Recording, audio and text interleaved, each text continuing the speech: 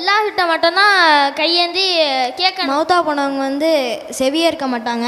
அதனால தர்காவுக்கு இருப்பது போல் பண்பு ஆற்றல்கள் வேறு யாருக்கு இருப்பதோ நம்போது இறந்தவருக்கு 40வது ஃபாத்தியா ஓடுறது பிதத்தான காரியம். நம்பாம ஒரு ஜோசியத்தை போய் நம்பணும்னா அதுக்கு பேர் ஷிர்கு. பெற்றோருக்கான துவா என்ன? ரப்பீர் ஹம்ஹுமா கமா ரப்பயானி. மாணவர் மேடை மக்தப் மதர்சா மாணவர்கள் பங்கு பெறும் வினாடி வினா கேள்வி பதில் நிகழ்ச்சி. இந்த சுற்று படம் பார்த்து பதில் சொல். அங்க ஒரு படம் காட்டப்படும்.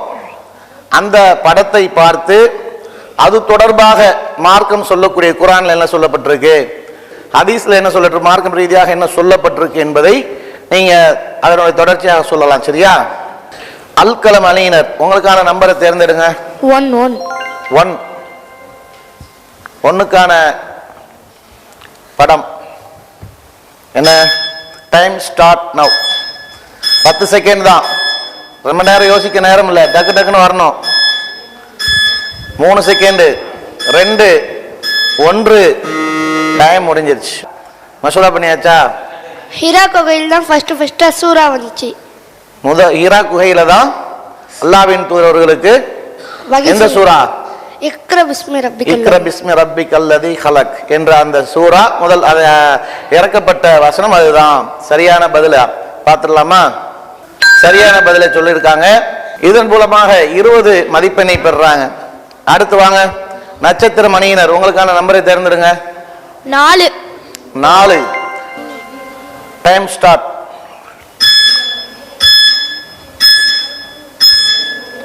5 செகண்ட்.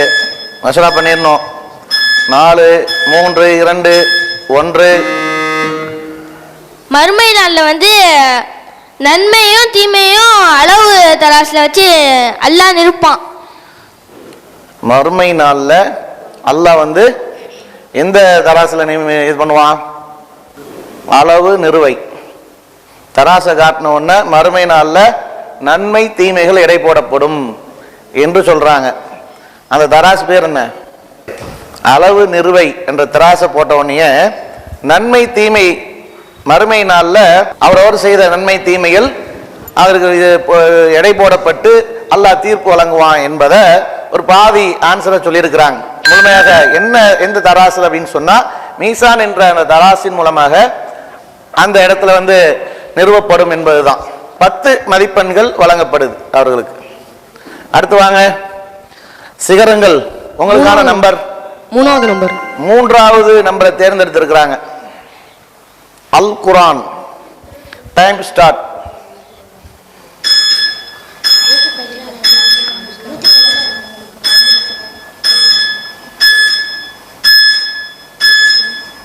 டைம் முடிஞ்சிருச்சு. அல் குர்ஆன் வந்து நபி ஸல்லல்லாஹு அலைஹி வஸல்லம் அவர்களுக்கு கொடுக்கப்பட்டது. அதை வந்து நம்ம ஓதணும். அதில் ஒரு வார்த்தைக்கு நபி ஸல்லல்லாஹு அலைஹி வஸல்லம் அவர்கள் 10 நன்மைன்னு சொல்கிறாங்க. அதுக்கு வந்து உதாரணமாக நபி ஸல்லல்லாஹு அலைஹி வஸல்லம் அவர்கள் சொன்னது என்னன்னா, அலிஃப் லாம் மீம் வந்து ஒரு எழுத்து கிடையாது, அது வந்து 3 எழுத்துன்னு நபி ஸல்லல்லாஹு அலைஹி வஸல்லம் அவர்கள் சொல்கிறாங்க. அல்ஹம்துலில்லாஹ். அல்லாஹ்வுடைய கிருபையில நல்ல பதில சொல்லியிருக்கிறாங்க. அல் குர்ஆன் என்ற அந்த இமேஜை பார்த்து சொல்வதாக இருந்தால் அந்த குர்ஆன்ல நிறைய சொல்லலாம். அதனுடைய சிறப்புகள் சொல்லலாம், அதில் உள்ள மகத்துவத்தை பற்றி சொல்லலாம், அது எப்படி அருளப்பட்டது தொகுக்கப்பட்டது சொல்வதற்கு நிறைய இருக்கு. ஆனால் அதில் வந்து அதை ஓதுவதன் மூலமாக அல்லாஹ்வின் தூதர் சொன்ன அந்த அலிஃப் லாம் மீம் என்றால் 3 எழுத்து, அது ஒரு எழுத்துக்கு 10 நன்மைன்றதை தெளிவாக விளக்கமாக சொல்லியிருக்கிறாங்க. இதுல சரியான பதிலை சொல்வதன் மூலமாகவும் அதுக்கு விளக்கத்தை கொடுத்தது மூலம் 20 மதிப்பெண்ணை பெறுறாங்க. அடுத்து வாங்க, அல் ஃபதகனினர் வாங்க. 2 நெருப்பு குண்டம். Time start. மசூரா பண்ணிருங்க. நெருப்பு குண்டம் சார்ந்து என்ன குர்ஆன்ல நிறைய சொல்லப்பட்டிருக்கும்.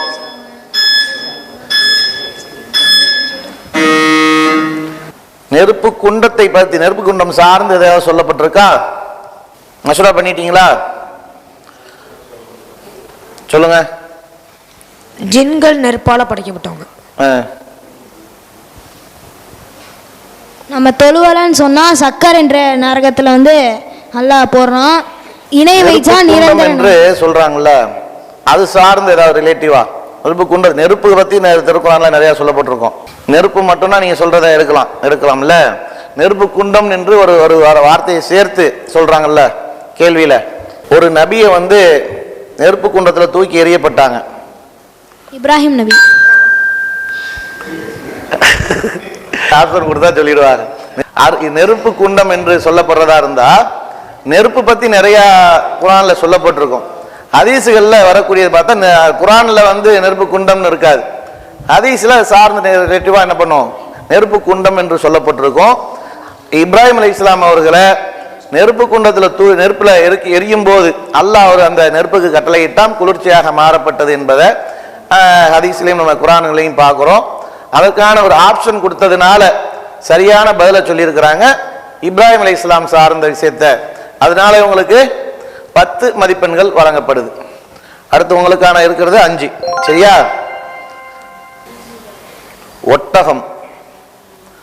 ஒட்டகம் சம்பந்தமா டைம் ஸ்டார்ட். மஷூரா பண்ணுங்க.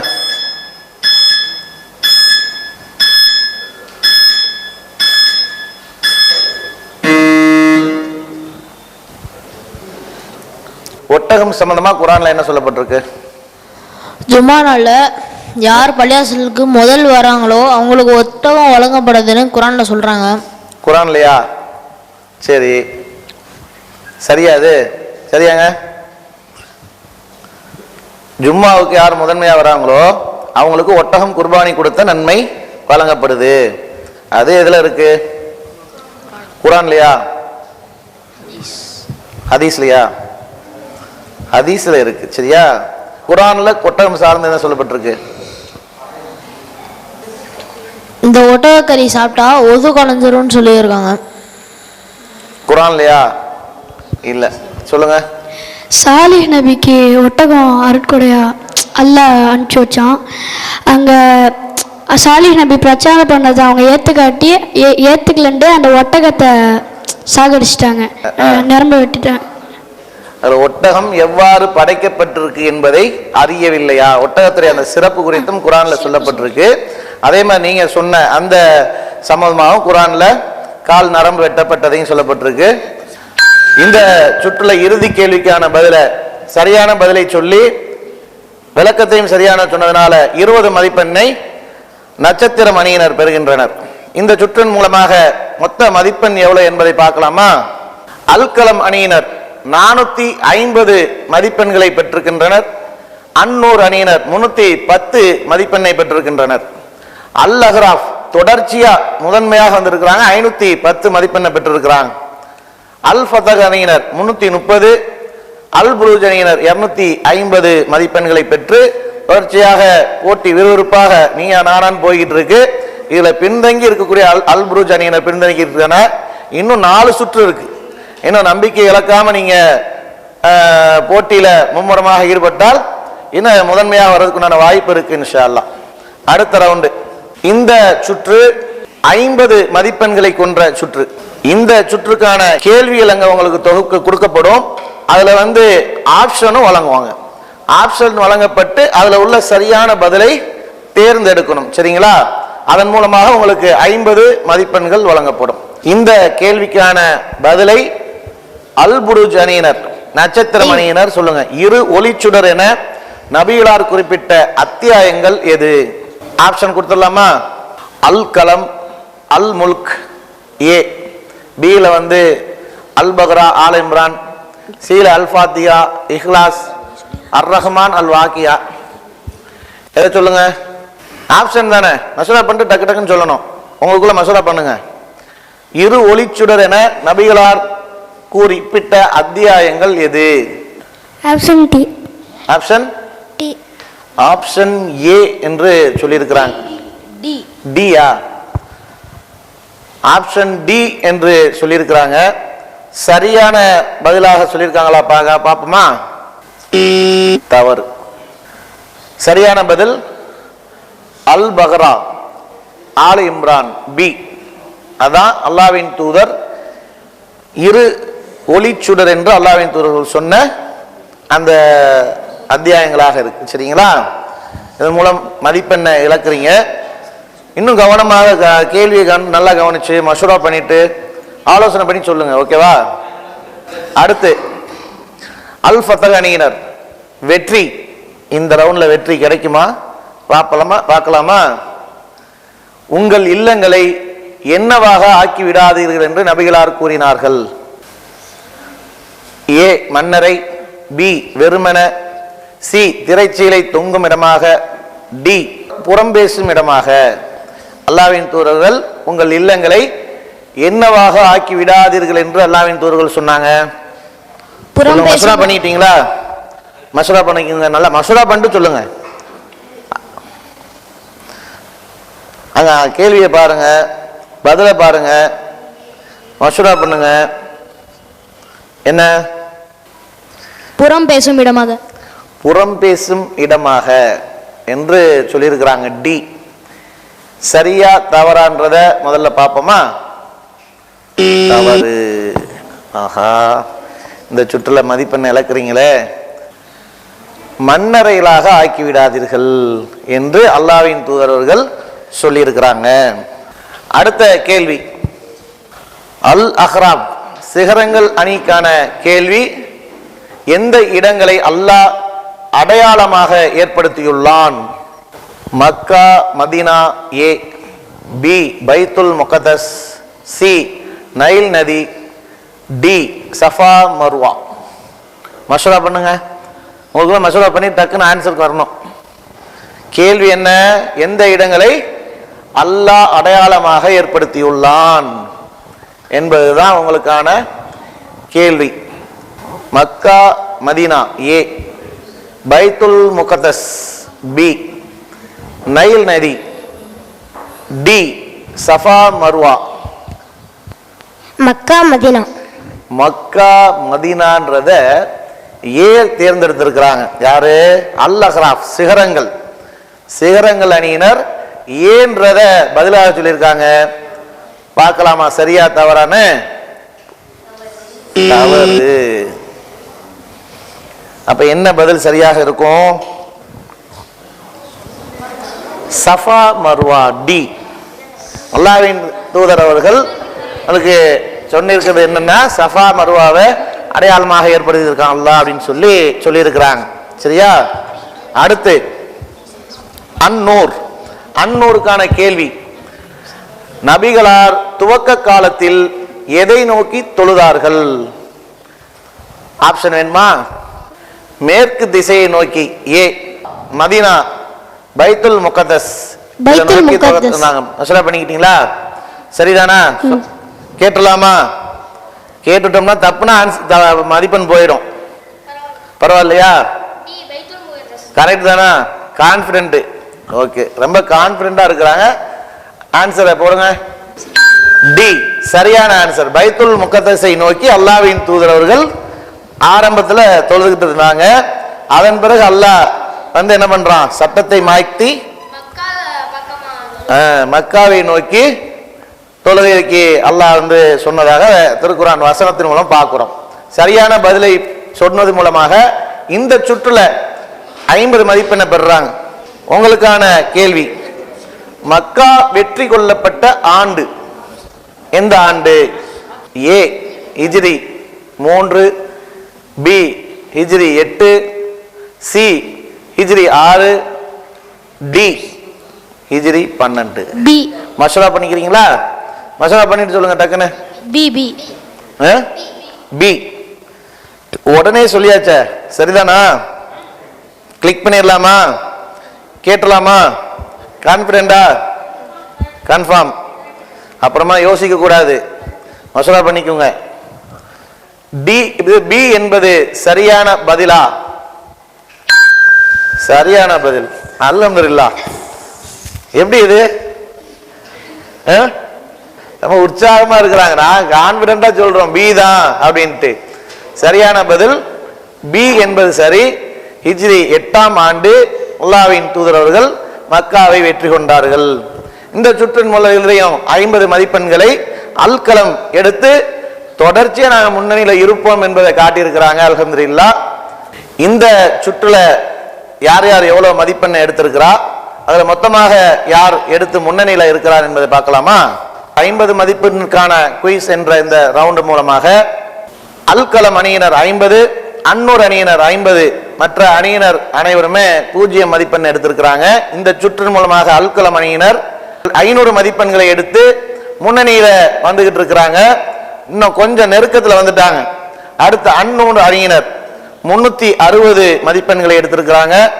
அல் அஹ்ராப் 510, அல் ஃபதஹ் அணியினர் 330, அல் புருஜ் அணியினர் 250 எடுத்து தொடர்ச்சியாக இந்த சுற்றுகள் விறுவிறுப்பாக போகுது. 2 அணியினருக்கு தான் ரொம்ப போட்டியாக இருக்கு. அல் கலமுக்கும் அல் அஹ்ராஃபுக்கும் போட்டி ரொம்ப ஸ்பீடா போய்கிட்டு இருக்கு. அதுல நெருங்கி வந்துட்டாங்க. அல் அஹ்ராஃப் 510, அல் கலம் 500 என்ற இதுல 10 மதிப்பெண்கள்ல தான் இருக்கு. அடுத்து குயிஸ் கேள்விக்கான 100 மதிப்பெண்ணுக்குண்டான கேள்வி. அல் கலம் எழுதுகோல் அணியினர் உங்களுக்கான கேள்வி, கொடுங்கோல் மன்னன் யார்? பி ஃப்ரௌனு, சி ஹிட்லர், டி காரும். மசூரா பண்ணுங்க, சரியான பதில சொல்லுங்க. அல் அஹ்ராஃபோட போட்டி போட்டு வந்துகிட்டு 500ல இருக்கிறீங்க. 10 மதிப்பெண் தான் வித்தியாசம். யார் வெற்றி பெறான்னு பார்க்கணும். சரியா? அங்க பதில கேள்வியை பார்த்து மசூரா பண்ணி சொல்லுங்க. B Firaun. B Firaun. எப்படி? பி. அவர் கான்பிடண்டா இருக்க. நீங்க என்னதான் மோடிய சொன்னாலும் பி கான்பிடண்டா நாங்க சொல்றோம் அப்படின்றாங்க. சரியா பார்ப்போம். முதல்ல சரியான பதில் அல்ஹம்துலில்லாஹ் ஃபிரௌன். இந்த சுற்றுல வந்துட்டாங்க, முன்னணியில வந்துட்டாங்க. எழுதுகோல் அல்கலம் 100 மதிப்பெண் பெற்றிருக்கிறாங்க. அடுத்து அன்னூருக்கான கேள்வி, ஜிப்ரீல் அலைஹிஸ்ஸலாம் அவர்களின் மற்றொரு பெயர் என்ன? ஆப்ஷன் கொடுத்துருங்க, நாங்க டக்கு டக்குன்னு சீக்கிரம் வந்துடுறோன்றாங்க. ஏ மலக்குல் மவுத், பி மசீஹ், சி ரூஹுல் குத்துஸ், டி சாலிஹ். மசூரா பண்ணுங்க, யோசிச்சு பதில் சொல்லுங்க. இந்த இதுல 100 மதிப்பெண். இதுக்கு சரியா சொல்லிட்டீங்கன்னா நீங்க 100 மதிப்பெண்ணை பெற்று அடுத்து முன்னணியில வந்துடலாம்.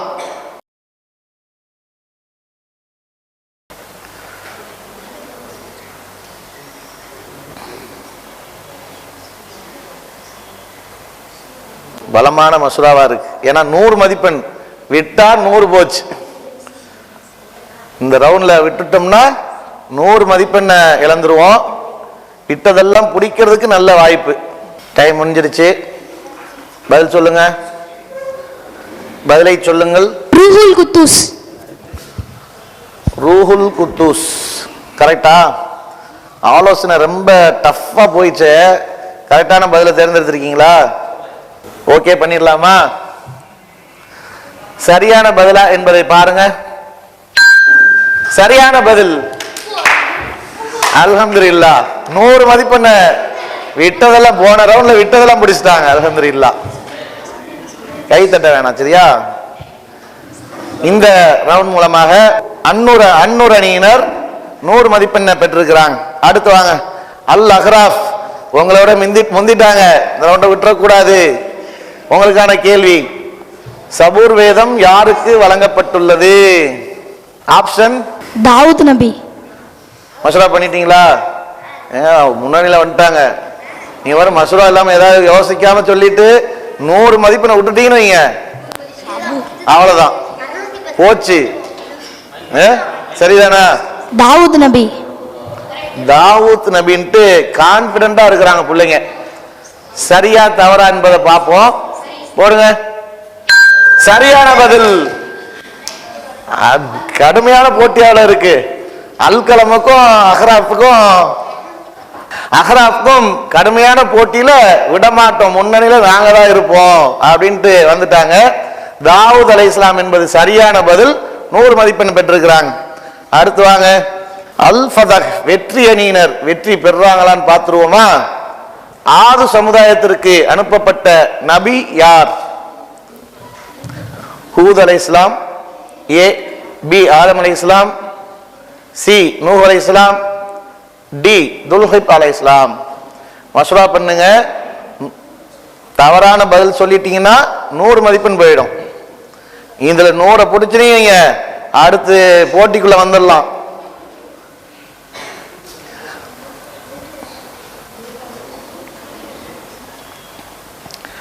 ஆது சமுதாயத்திற்கு அனுப்பப்பட்ட நபி யார்? மசலா பண்ணியாச்சா? உங்களை விட ரொம்ப முன்னணியில் இருக்கிறவங்களா இருக்கிறாங்க. இதை விட்டுட்டீங்கன்னா இன்னும் குறைஞ்சிருவீங்க. முன்னணி ஹூத் அலை இஸ்லாமா? ஏ கான்பிடண்டா? ஓகே பண்ணிடலாமா? ஏதாவது மாற்றி சொல்லலாமா? ஏதாவது மாற்றம் இருக்கா? மாற்றம் இல்லையாங்க. கான்பிடண்டா அடிக்கிறோன்றாங்க. சரியான பதிலான்ற பார்த்துருவோம். சரியான பதில் அல்ஹம்துலில்லாஹ். மாஷா அல்லாஹ், அடிச்சிட்டாங்க. 100 மதிப்பெண் இந்த ரவுண்ட்ல பிடிச்சிட்டாங்க. ஹூத் அலை இஸ்லாம் என்பது சரியான பதில். அடுத்து வாங்க, அல் புரூஜ். அல் புரூஜ் போட்டிக்குள்ள என்ன தயா வரணும், இந்த ரவுண்டை விட்டுறக்கூடாது. நபிகளார் காலத்தில் முதலில் நடைபெற்ற போர். மஷூரா பண்ணிட்டு சொல்லுங்க. ஆப்ஷன் வேணுமா? பத்ர் போர். எங்களுக்கு ஆப்ஷன்லாம் தேவையில்லை, நாங்க ஆப்ஷன் எல்லாமே சொல்றோம். சரியான பதிலான்னு பார்ப்போமா? சரியான பதில். மாஷா அல்லாஹ், 100 மதிப்பெண் அடிச்சுட்டாங்க. சரியான பதிலை சொல்லி 100 மதிப்பெண் பெற்றிருக்கிறாங்க. இந்த குயிஸ் 100 என்ற இந்த சுற்றின் மூலமாக இறுதியில் யார் எவ்வளவு மதிப்பெண்ணை பெற்றிருக்கான்னு பார்ப்போமா? இந்த சுற்று ரொம்ப விறுவிறுப்பா, எல்லாம் நாங்க யாரும் அசர்ற ஆள் இல்லை, எல்லாத்தையும் பதில் சரியா சொல்லி விட்ட மதிப்பெல்லாம் பிடிக்கணுன்ற அடிப்படையில் வந்திருக்கிறாங்க.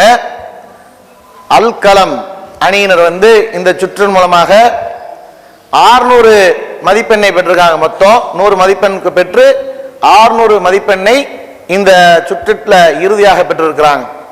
அடுத்து அன்னூர் அணியினர் 460 மதிப்பெண்களை பெற்றிருக்கிறாங்க. அல் அஹ்ராஃப், நாங்க விட மாட்டோம், போட்டிக்குள்ளே இருப்போம் அப்படின்னு சொல்லி அது 10 மதிப்பெண்ணா இருந்தாலும் சொல்லிட்டு 100 மதிப்பெண்ணை பெற்று 610 மதிப்பெண்களாக முதன்மையான இடத்துல இருக்கிறாங்க. மாஷா அல்லாஹ். அடுத்து அல் ஃபத்தஹ் அணியினர் 430 மதிப்பெண்ணை பெற்று தொடர்ச்சியாக 4வது இடத்திலேயே வந்துகிட்டு இருக்கிறாங்க. இன்னும் முயற்சி செஞ்சாங்கன்னா அடுத்தடுத்து முன்னணியில வர வாய்ப்புண்டு. அல் புரூஜ் அணியினர் 350 மதிப்பெண்களை பெற்றிருக்கிறாங்க. அடுத்த ரவுண்டுக்கு போலாமா? இஸ்லாம் மற்றும் சமுதாய செய்திகளை அறிந்து கொள்ள தமிழ்நாடு தௌஹீத் ஜமாஅத் யூடியூப் பக்கத்தை உடனடியாக சப்ஸ்கிரைப் செய்து கொள்ளுங்கள். மேலும் பெல் பட்டனையும் கிளிக் செய்து கொள்ளுங்கள்.